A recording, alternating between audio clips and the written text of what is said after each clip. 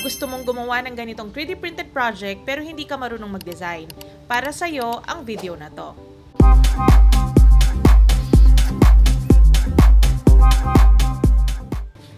Start na tayo. Andito tayo sa Maker World at gumawa ako ng nameplate generator. Hindi pa ito public at mamaya ko na ipopost pagkatapos ng video na to. Ngayon, hanapin lang natin yung model or yung file.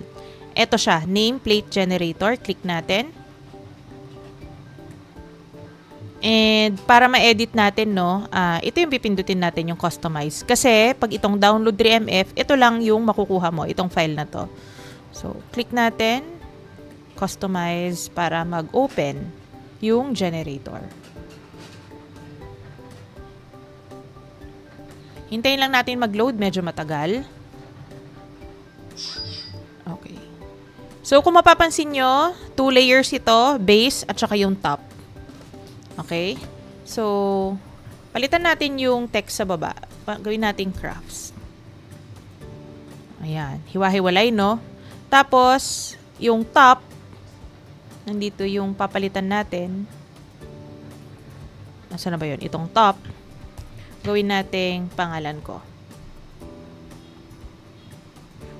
Tapos enter or click generate para mabago.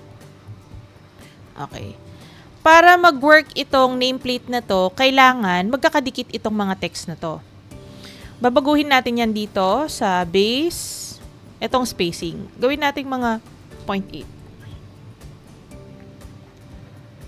Hintayin lang nating mag-load. Ayan. Dikit-dikit na siya, no? Tapos, kung mapapansin nyo, yan, pantay-pantay ang bottom niyan. Para tatayo lang siya sa lamesa, no? Pag nilagay mo. Ngayon, yan. Kita nyo? Nakapag-generate na tayo agad. Ngayon, meron lang tayong mga babaguhin. Halimbawa ito, sobrang kapal. Dito tayo pupunta sa thickness. Gawin nating 20 lang. Tayo lang nating mag-load ulit. Tapos ito, gawin lang nating 5. Yung top. Top thickness.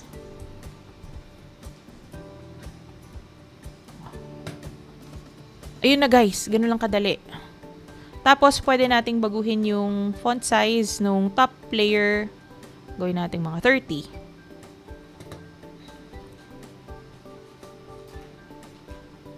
Ayun.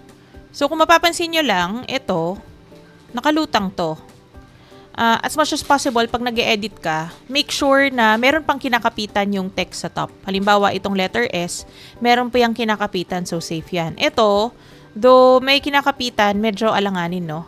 So, pwede natin, halimbawa, pwede natin gawin, halimbawa, pwede nating papayatin para ito umusog dito or pwede pa nating lakihan para ito ay mapunta dito. So, try muna nating lakihan.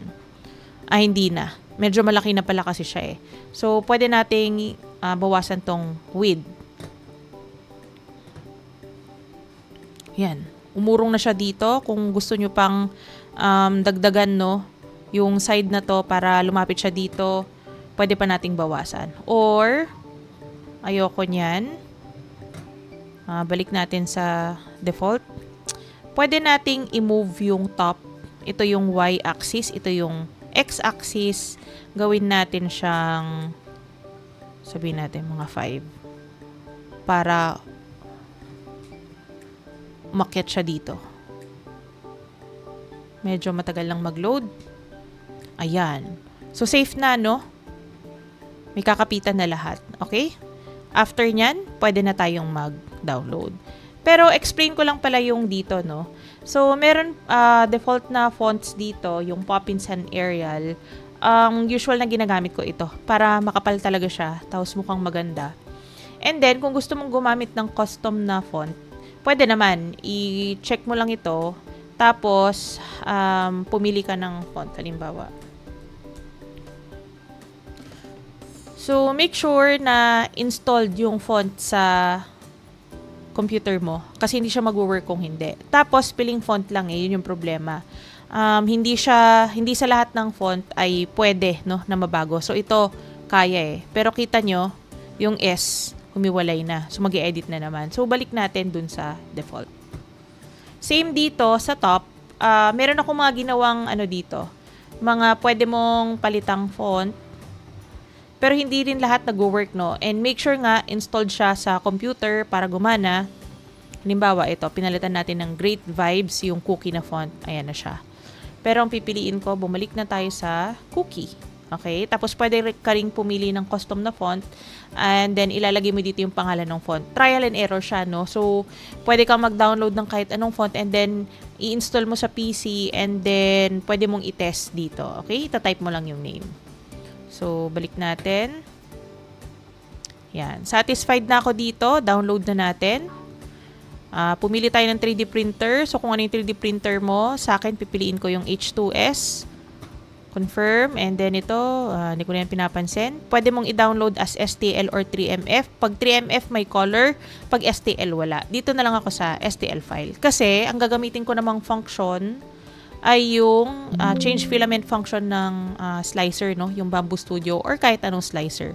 Para madaling set ng color. Ano to? Okay. So, may pa-captcha pa. And then, dahil na-download ko na yon, punta na tayo sa slicer. Okay, so piliin natin yung 3D printer natin dito. Tapos, yan, nakaset ng 0.4. Tapos dito pala, yung color. Alam niyo man naman na hindi nagmamatter yung color, di ba? Sa final print na at saka sa filament mo sa AMS, mababago yung kulay pag nag-print ka na. So, eto, pwede mo nga palang baguhin yung color, no? Para habang nag-e-edit ka, alam mo na yung kalalabasan. Ito halimbawa, gawin natin green. Para may contrast, no, habang nag-e-edit ka. Para makita mo yung itsura. So, ayan. Naging color green. So, dito na tayo sa slicer. Hanapin natin yung file. Ito siya. So, STL file, iisa yung color. Kung ano yung color na nasa number 1, yan yung sinusunod niya. Okay? So, pwede naman natin baguhin yung color nito. Halimbawa, ito. Pero, ulitin ko, hindi nagmamatter yung color dito o kahit yung color dito sa device. Kasi, ang laging nagmamatter ay yung filament na nilagay mo sa AMS. Okay? So, ito nga pala guys, ay pwede nating ma-print kahit walang AMS. Kasi, 2 layer siya.